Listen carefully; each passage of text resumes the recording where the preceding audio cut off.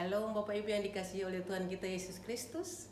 Kita bertemu lagi dalam ibadah keluarga pada tanggal 1 April 2020. Semoga Bapak Ibu semua dalam keadaan sehat. Kita akan masuk dalam pelayanan firman Tuhan yang pada hari ini terambil dalam Lukas pasal 14 ayat 7 sampai ayatnya yang ke-11. Silakan Bapak Ibu membuka Alkitabnya. Lukas 14 ayat 7 sampai ayatnya yang ke-11. Bapak Ibu yang dikasihi oleh Tuhan kita Yesus Kristus, dalam firman Tuhan ini bahwa dalam perjamuan yang dilakukan oleh pemimpin orang Farisi, rupanya orang Farisi tersebut tidak menyediakan tempat-tempat atau dia tidak siapkan tempat-tempat khusus. Jadi siapa saja yang datang silakan untuk duduk.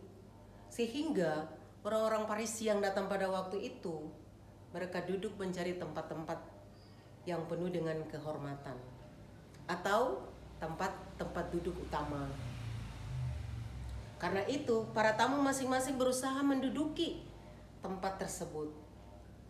Ini menandakan bahwa orang-orang tersebut mengejar kehormatan karena memang ada tempat-tempat yang diberikan dengan penghargaan dan penghormatan tertentu.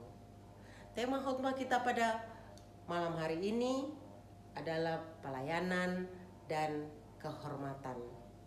Bapak Ibu yang Tuhan Yesus kasihi, Yesus memperlihatkan dan Yesus menasihatkan agar orang-orang Farisi tersebut harus membangun sikap rendah hati.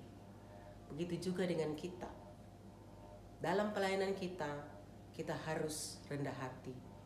Yesus memperhatikan mereka suka memaksakan diri, suka memilih tempat-tempat terdepan dalam perjamuan dan lupa bahwa mungkin ada orang lain yang melebihi mereka.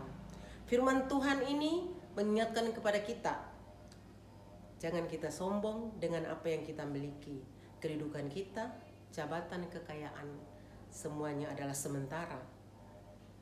Kadang kita sakit melepaskan reputasi diri yang mendatangkan penghormatan dan penghargaan.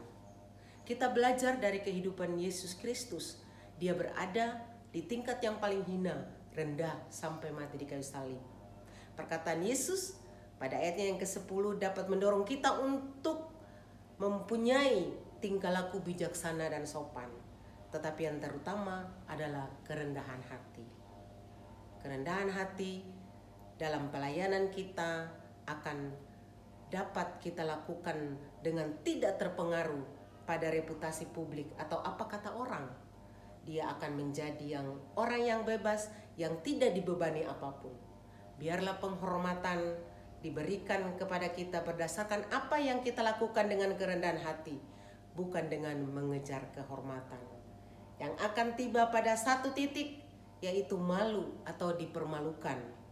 Firman Tuhan, sebab barang siapa meninggikan diri, dia akan direndahkan, dan barang siapa merendahkan diri, ia akan ditinggikan. Bapak Ibu, lakukanlah pelayanan kita bukan sebagai kebetulan tetapi sebagai panggilan. Bukan untuk menjadi pemimpin, tetapi menjadi pelayan. Bukan karena hebat, tetapi karena kita taat. Bukan karena kita mulia atau mencari penghormatan, tetapi karena kita setia. Bukan karena kita suci, tetapi karena kita rendah hati.